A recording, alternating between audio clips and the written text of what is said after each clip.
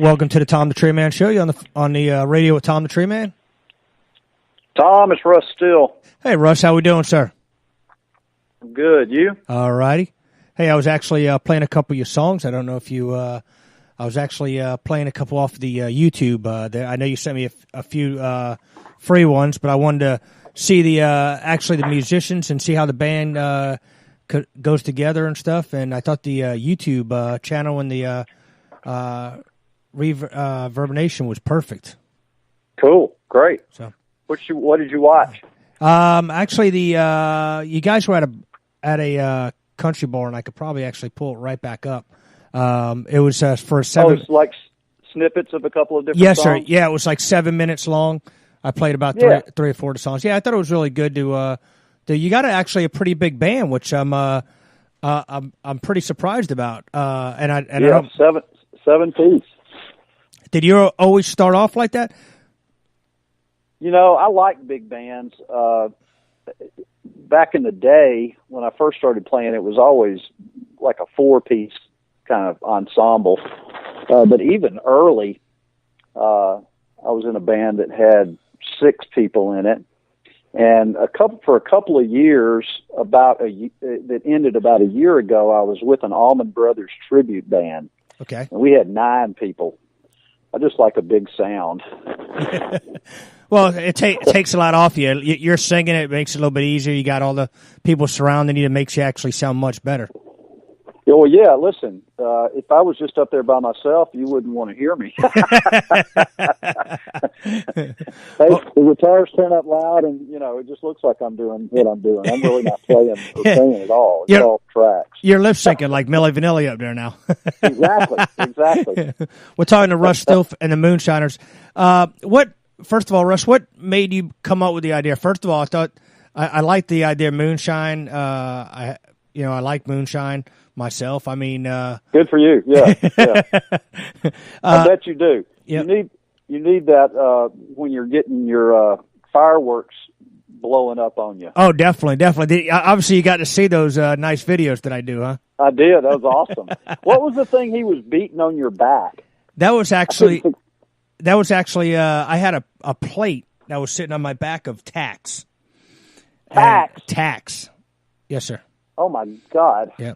Yeah. Unfortunately, I got a bunch of kids and I got to raise them. So unfortunately, I didn't get to do everything when I was growing up. I actually had to help raise my brothers. So I didn't get the fun to do anything. So I figured, later on in life I could take pain. So I'm like, let me go make some extra money. What the hell?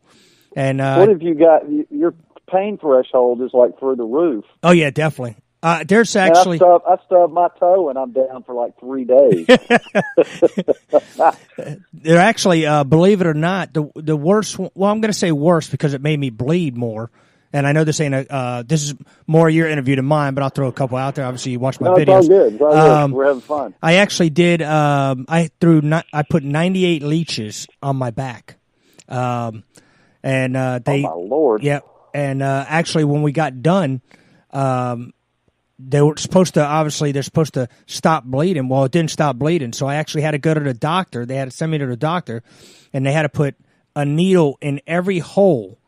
So I got 98 shots on top of that, and I found out actually the best thing to stop bleeding, which I didn't know this. If you obviously at home and all you have is those puppy pads, that's the best absorbent to stop bleeding. Is the baby puppy pads. Is that specific leech holes or anything that you're bleeding from? No, well, anything that you bleeded from, I assume. I was thinking, did they actually count all the leeches? They were apparently counting them as they were putting them on you. Were they counting them as they pulled you off? You don't have any running around in your body, do you? No, hopefully not. But you see, you don't really see the on the video. You just see the leeches on my back, and then they go to that you got to pay obviously to go see the rest of it. But I was actually on a torture rack. And they were taking those little rubber balls with slingshots and actually beaming them at me and knocking the leeches off of my back. They were splatting. Wow. Yeah. It was just fun. I mean, I'm obviously I don't do the stunts anymore like I used to, but I got my own radio show now. I'm happy about what I do now, but you had to get a step somewhere, just like yourself. You gotta move up somehow. Yeah, you got to do whatever you can do. I mean, I think you're going sort of beyond the call of duty there, but. Well, you know what? Good for you. Well, the good thing about it is a lot of people like Howard Stern and stuff actually watched my videos and commented on it and stuff like that. So I thought it was nice that other people would recognize and see what crazy stuff I did and said, that's awesome. Listen, man, I love the stuff. I mean, I played for George Wallace one time, so, we'll go to any lengths. Exactly. Do you know yes, who George Wallace is? Yes, I do. Okay, good. Russ, let's go ahead and talk about how you started up the band and how you decided to pick your members and the family. I mean, go ahead and explain to how you got the band going.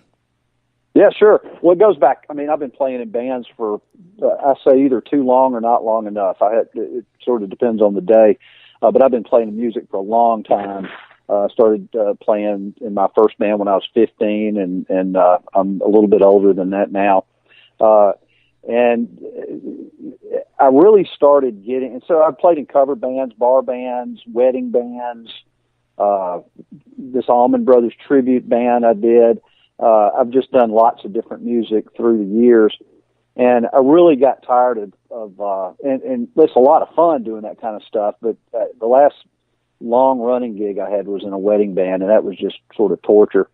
There's only so many times you can play Brick House and play that funky music, White Boy, and feel good about what you're doing. Exactly. And so I started writing, and I really got into writing my own material, and I was going to Nashville and cutting demos up there, and just great players and performers in Nashville. It's unbelievable. You go in there on a Tuesday and have, top rated session players on my little session. It was just amazing. But I had other people, demo singers up there singing the stuff because I was trying to, pitch my music. And a buddy of mine said, these are really good songs, but why are you letting other people sing your songs? You know best how they need to be presented. I said, you know what? I don't know why, because I've always sung in bands. Growing up, I always sang in the choir at church and sung in all the bands I was in. So I said, you know what? I'm going to put my own band together. And so I've just over the last, year and a half or so, have maybe getting to be 2 years now, have started pulling these players together. And I've been really lucky to find really talented people who were committed to the project, and they're just nice folks too. That's really the most important thing. I mean, talent's great, but if you're a jerk, it's not very fun working with you. So Absolutely. I've got really nice people who are also very talented, and they enjoy what we're doing, and it's just come together. Now, is any family members in there? I know you have two ladies in your band. I'm just, are they? Yep. Okay. My wife, Cam, that's with a C, Cam, C-A-M, short for Cam. She plays keyboards, and my son, Ben, plays guitar. He's an ex-metal guy. He was in a band here in Atlanta called the American Devils up till just a few years ago, and they had a pretty good following, did a couple of records, and he's a great player, and fun to have him around. And the other lady is Rachel Rowland, and Rachel, I work for healthcare consulting firm. That's how I never could figure out how to make much money playing music, so I've always had a day gig, and I do healthcare consulting. And she came in and interviewed for a job, and they hired her. And somebody said, "Did you know Rachel sang?" And I said, "And played guitar and piano?" I said, "No." And we chatted a little bit, and they said, "Well, you need to have Rachel join your band." I said, "Well, okay, I don't really know." And she came in with this song she had written. She had demoed here in Atlanta, and it was killer tune. We play it every show, called "I Ain't Your Whiskey." Just a great song. And I said, "You want to be in my band?" And, so that works out really nice. She's great, real sweet. The drummer, Kevin Pinson, we go back like 20 years. I met Kevin. I played, I don't know if you know the name Derek St. Holmes. Derek Derek is currently, and what back in the day was the lead singer for Ted Nugent. Okay. So all that old Ted Nugent stuff, Hey Baby, and I think Ted sang Cat Scratch Fever, but all those classics was Derek singing. He's just got this iconic voice, and he was lived here in Atlanta. I think he's up in Nashville now, but he lived here in Atlanta, and I did a record with him, played keyboards on it, and toured a little bit with him. And Kevin Pinson played drums, and Kevin and I reconnected a little bit ago, and he's playing drums, so he's a great drummer, got a lot of really good feel, and he's doing a real nice job. Ed Usher is playing bass. Ed's from Indiana, but he lived in Auburn. I'm from Montgomery originally, and Ed lived in Birmingham, Alabama, and Auburn, Alabama, and he played in bands with a lot of people that I knew, but I never knew him. But I was playing in trying to put together another original band and with another leader, and Ed was playing bass for them, and he left right as I was coming in, and then I left. Then Ed and I hooked up and tried to put together this jazz thing. It didn't work out. Ed was like my first call, and he's just fantastic. Great singer as well as bass player, just multi-instrumentalist. And Ed knew Chris Henson, and Chris is just a killer guitar player. And he's a metal guy, too. In fact, Chris used to be the John Popper with Blues Travelers. He was his roadie for several years on the road, and he's got some fun stories to tell about all that. Popper's quite a character, and but he's a great guitar player, and glad to have him. Well, it sounds like you have a lot of talent in that band, which is amazing. Oh man, it's crazy. Now, besides obviously you said she sings, do most of everybody get like their little time to sing also, or are you always the front singer of it? Yeah, I'm the front guy. It's my tunes. I sing them. They let me get away with that. I slip them some extra money so they don't challenge me on that. Nobody else. Well, Ed's a background guy. He doesn't want the spotlight, and we give Rachel enough to keep her happy for now. Anyway, Rachel's somebody's going to come along and out of Nashville and find Rachel, and then she'll be gone. But we're keep trying to hold on to her. We'll hold on to her as long as we can. Well, I was going to say, hopefully she goes, wait a minute, hold on, I got to bring Russ with me. But that's right. That's right. At least in some capacity, we'll be opening shows for her maybe in the future. Well, the good thing, like you said yourself, like with your band, you got so much talent. I mean, for instance, like Tim McGraw, with his band that goes out there. He used to have two bands, one that went to all his concerts, one that did his studio stuff. Then they were like, let's go ahead and get everybody together. And, this way the music sounds the same. That's really interesting that you bring that up, because Tim was really one of the first guys up in Nashville that took his band, his road band into, and I may be wrong about that, but that's the first one I was really aware of. It took his road band into the studio, because those guys are great players. Now, the concept is that you've got these studio cats that, and they're phenomenally talented, but there's only so many ideas. These guys who are playing sessions all day, every day, only so many ideas, and stuff starts sounding a little bit alike. Absolutely. And I mean, there's no reason that the road band shouldn't be cutting this stuff. And in fact, I've been writing. I write all the time, and I've got 10 or 12 songs. We've cut a couple of them already. I've got a little studio here at my house that allows us to do some of that. But I was in. Went over to this guy I've known for a long time. He used to cut demos for me here.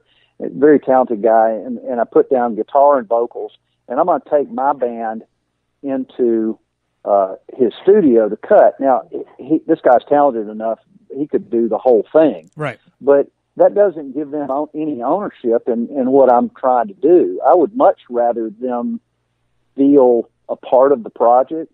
I mean, although it's called Russ Still the Moonshiners, I refer to it more often than not as the Moonshiners. Right. And I like that sort of group process, and everybody's got good ideas to bring to the table, and the more they feel a part of it, the better off the whole product's going to be. And I'm a firm believer in that. I just think it's silly for people to go hire different players to play on their records. I just, if you're not, you know, you need to find people that are good enough to play live as well as in the studio. And I've been lucky to be able to find those folks. I agree, because one, in the when you're out in the studio, you know how that music's going to happen. They already know you. They know the lyrics. They know this. They know that. You have to go out there you got to go to your house band, and then you go ahead and get them out there on tour with you, and you're playing, and you're like, okay, this just doesn't, even the fans recognize it. They're like, the music just don't sound the same. Right.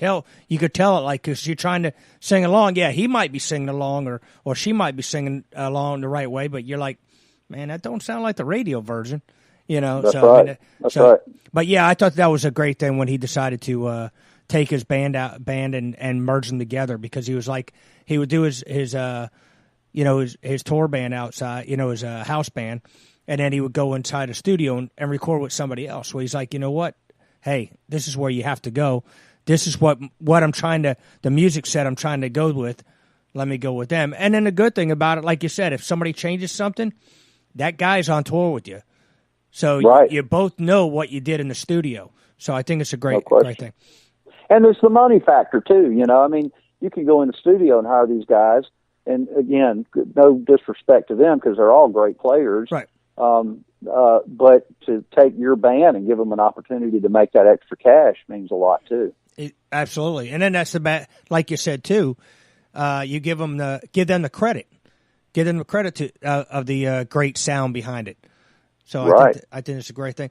Russ, when you started, like you said, when you started off in church and stuff like that, I mean, and obviously you went to Tennessee and you recorded for a couple of times in Nashville. When you were starting off, I mean, did you go, hey, I want to be like, Waylon Jennings or, Conway Twitty or, somebody like that? I mean, what kind of music set were you trying to go with? That's a great question. I grew up in church. I didn't, but I was listening to Beatles hit, and that's how old I am. Right. I was alive when the Beatles came out. Rolling Stones, Elvis was big. Johnny Cash. I had the 45 Ring of Fire.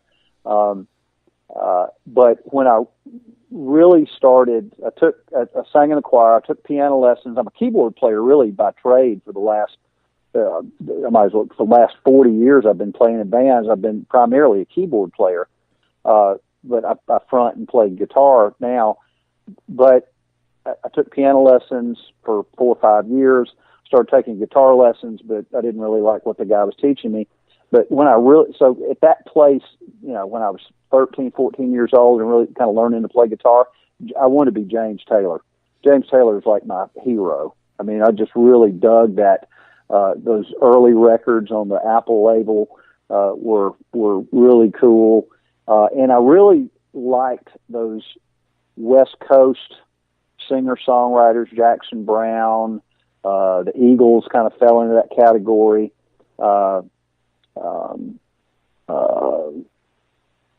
The names escape me, but no problem. And then from there, it was probably late teens, middle to late teens. I was really into what was going on in Macon, Georgia. The Capricorn Records stuff, Allman Brothers, Marshall Tucker, Wet Willie, Cowboy, that stuff. It was really a blend of country and gospel and jazz, and really a nice fusion of music that had the name Southern rock.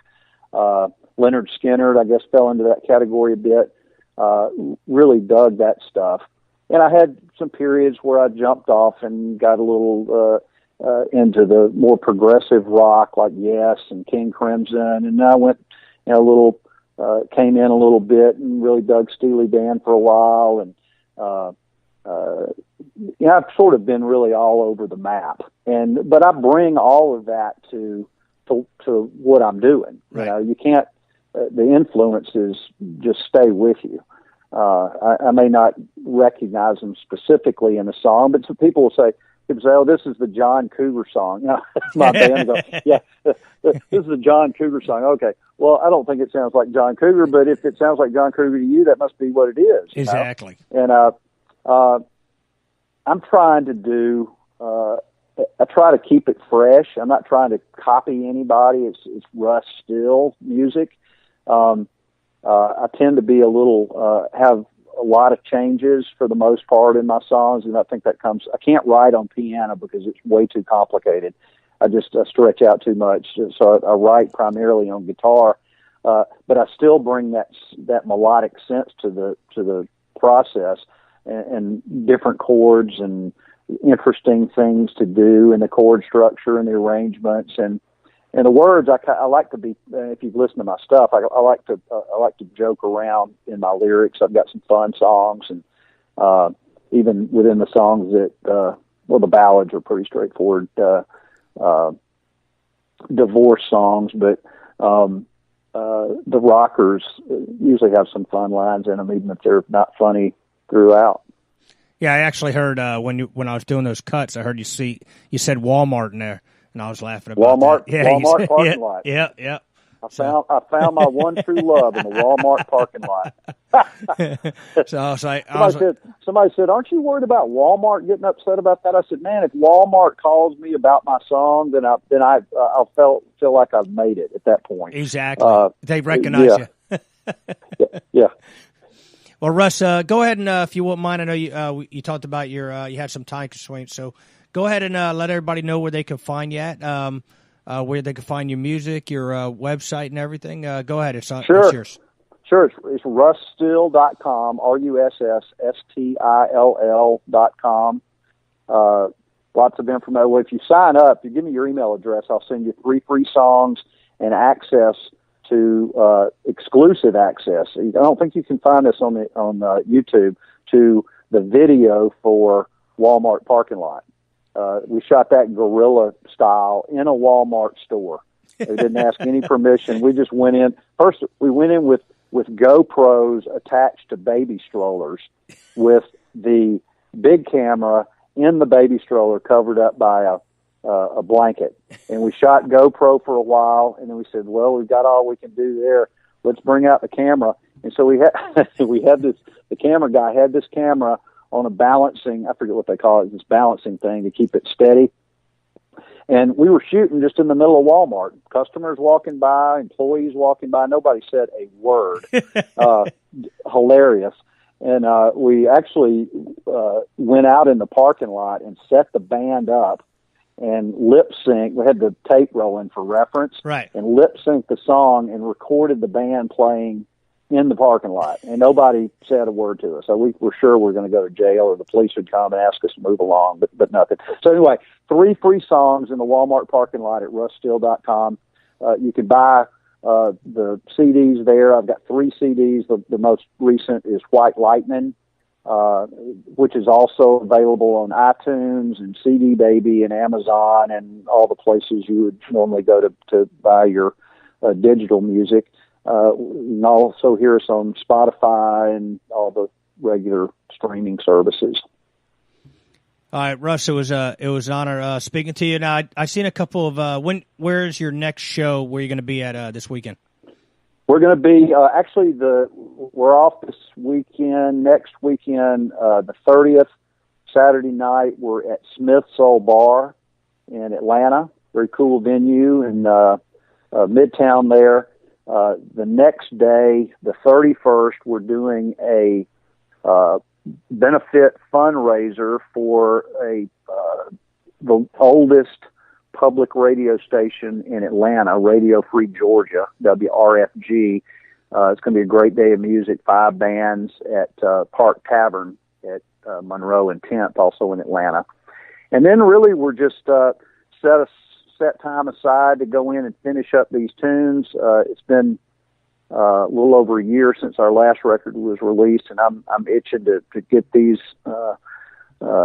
recorded and put on some disc and get to writing some more. But the next show after that is going to be in Dothan, Alabama at the Tri-State Barbecue Festival, and that's in mid-April. See, that's going to be nice. That's where you're going to have so many people there. It's going to be unbelievable. Oh, it'll be a big show. Yeah. We love doing those big shows. Well, Russ, I tell all the artists when I speak to them, feel free to use my show if you have something going on, like if you're doing a charity or if you want to promote something, if you're coming out here to Florida, where we're at, feel free. I'm heard all over the 50 states, so feel free to go ahead and let me know. I'll go ahead and promote you whatever I can. Awesome, Tom. Thank you so much for your time tonight. Really appreciate the opportunity to be on. No problem. Thank you, Russ. I appreciate it. Thank you. Talk to you soon. Take care. Bye-bye. Bye now. Bye. All right, that was Russ Still and the Moon.